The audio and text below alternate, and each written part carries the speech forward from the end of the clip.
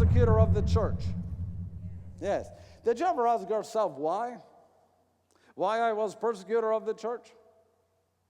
No?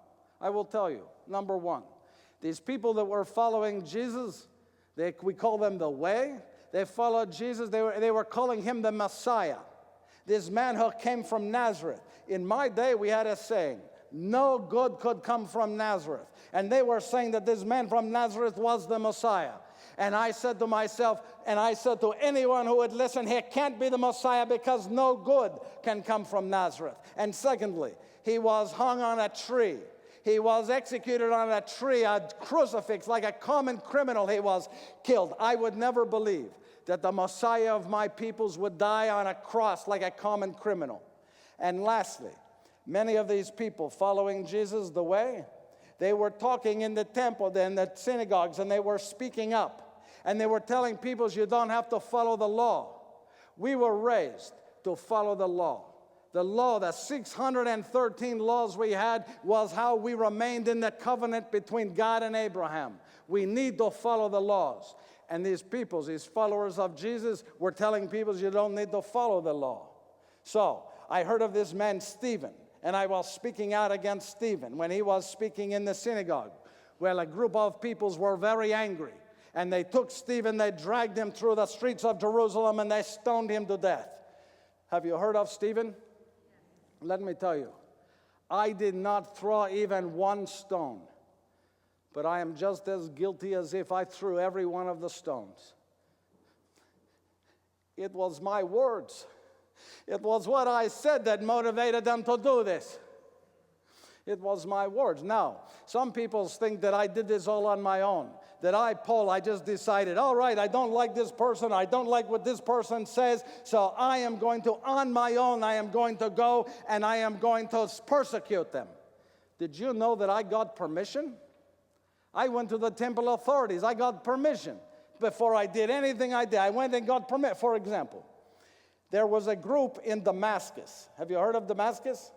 Yes, there was a group of the followers of Jesus, the way in Damascus, and they were saying things wrong and leading peoples in the wrong direction.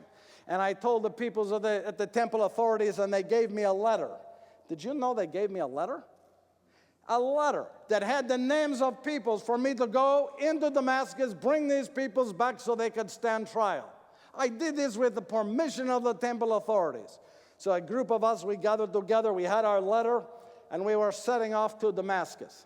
Now, this time of year, it is very, very hot, and the wind is blowing, and it's a dry wind. The sand is so dry that it gets into your nose, your nostrils, it gets into your throat, and you're coughing, you're trying to get the sand out, and that's why we have the cloth.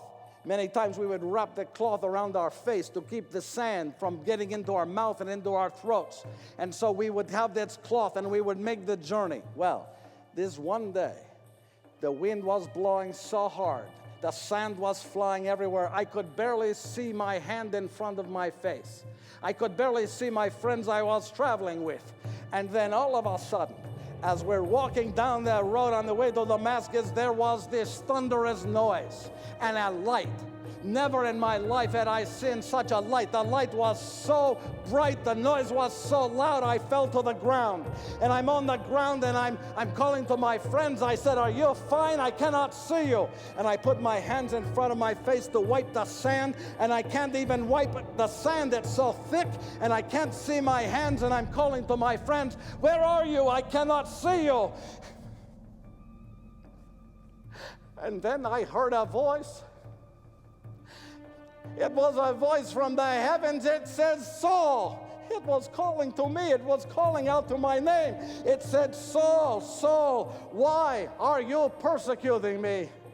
And I looked around. I could see nothing. And I said, who is that? Who is calling to me? Who is that? The voice said, it is I. He said, it is I, Jesus. The one you have been persecuting, it is I. And I called out, I said, what do you mean it is you? What are you doing to me? What are you doing to me? And he says this, he says, I want you to go to Damascus, and a man will come to you, And I said to my friends, I said, did you hear that? Did you hear that voice? Did you hear that? And they said to me, they heard nothing. They said, all they heard was the thunder. They heard no voice. And I said, it was Jesus. It was Jesus, the one we have been persecuting. He came, he spoke to me. Did you not hear that? And they said, we heard nothing but the thunder. And I said, he wants us to go to Damascus. You must lead me. I cannot see. For 3 days, I was blind. I could not see. I did not eat. I did not drink for 3 days. At the end of 3 days, I was there in a house. I was laying on the bed. And I heard someone at the door. He came in. And I called out. I said, who is that? Who is there? And the man walked toward me. He said to me, he says, my name is Ananias. He said, I have been sent to you by the Jesus you met on the road. Ananias' name was on my list. He was one of the ones I came to arrest, and he came to me. And he walked over to me, and he put his hands onto my eyes, and he began to pray. And just as he began to pray, the scales that dropped from my eyes, and I could see him. And I got out of bed and I fell to my knees and I said to him, please forgive me. And he put his hands onto my shoulders. And he said to me, you are already forgiven. How could I be forgiven for what I did? How could I be forgiven for things which are unforgivable in our law? And he looked at me and he said, when you turn your life to Jesus, no matter what you've done, you are forgiven. Do you know, I dropped to my knees. He baptized me right there. Right there I was baptized in the name of Jesus. And from that very moment, I decided that for the rest of my life, I was going to tell the world of Jesus. With the same zeal I persecuted the church, I was now going to raise up this Jesus, the Jesus who did die on that cross for us. I was going to tell the world about him. I wanted to emulate him to everyone that I met. Everyone. I wanted to bid Jesus for them.